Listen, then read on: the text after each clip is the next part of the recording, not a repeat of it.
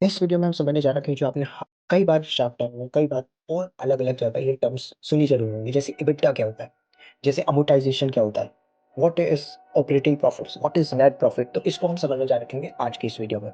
तो चलिए स्टार्ट करते हैं। और हमारे पास है company, on the other hand company B.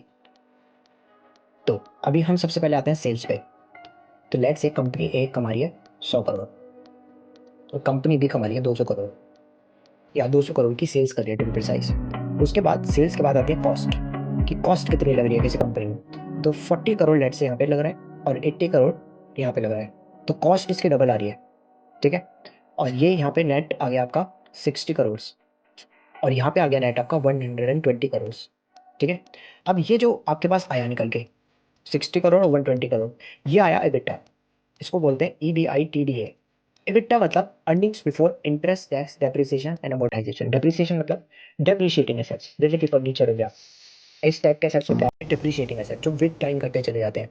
ठीक है, जैसे लैपटॉप्स या फिर फर्नीचर्स हो गए, कि इस टाइप की चीज़ें डेप्रिशिएटिंग एसेट्स में आती हैं। वेयर एज अमोर्टाइजेशन मतलब होता है जो इनटेंजिबल एसेट्स होते हैं, जिसको आप टच नहीं कर सकते, जैसे सॉफ्टवेयर्स हो गए, किसी चीज़ को आपने फॉर टाइम 4 साल के लिए खरीद लिया, ग्रांट्स हो गए, या कुछ भी चीज़ जो आपके विद टाइम जिसे आप टच नहीं कर सकते, इनटेंजिबल एसेट्स, उनका अमाउंट डेप्रिशिएट करते चला जाता है। तो लेट्स से मैंने डेप्रिशिएशन अमोर्टाइजेशन को हटा देता हूँ, लेट्स से 10 करोड़। तो यहाँ पे 10 करोड़ ईच कंसिडर करके, तो यहाँ पे नेट बचता है 50 करोड़। तो एबिटा माइनस डीए, तो डीए हटा दीजिए यहाँ से, तो बचेगा EBIT। इस EBIT को ही कहते हैं ऑपरेटिंग प्रॉफिट्स कंपनी का।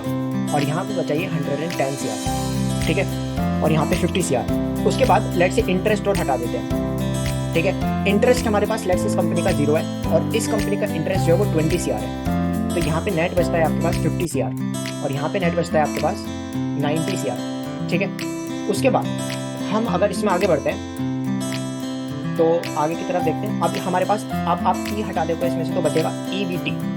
EBT को PBT भी कहते हैं। ठीक है। मतलब अर्निंग्स बिफोर टैक्स या प्रॉफिट बिफोर टैक्स। तो ये आपके पास इंटरेस्ट आपने हटा दिया, तो ये आ गया आपके पास 50 CR और ये आ गया 90 CR। ठीक है। अब इसमें से टैक्स और हटा देते हैं। टैक्स लेट से 15 करोड़ है इस कंपनी का और इस कंपनी का 27 CR है टैक्स। तो अभी आपके पास क्या फाइनली बचा?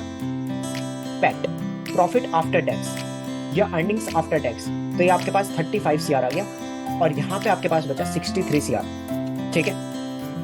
तो यहाँ पे सिर्फ 63 CR है और यहाँ पे 35 CR है। सेल्स डबल थी और लेकिन profit after tax is not double, little less.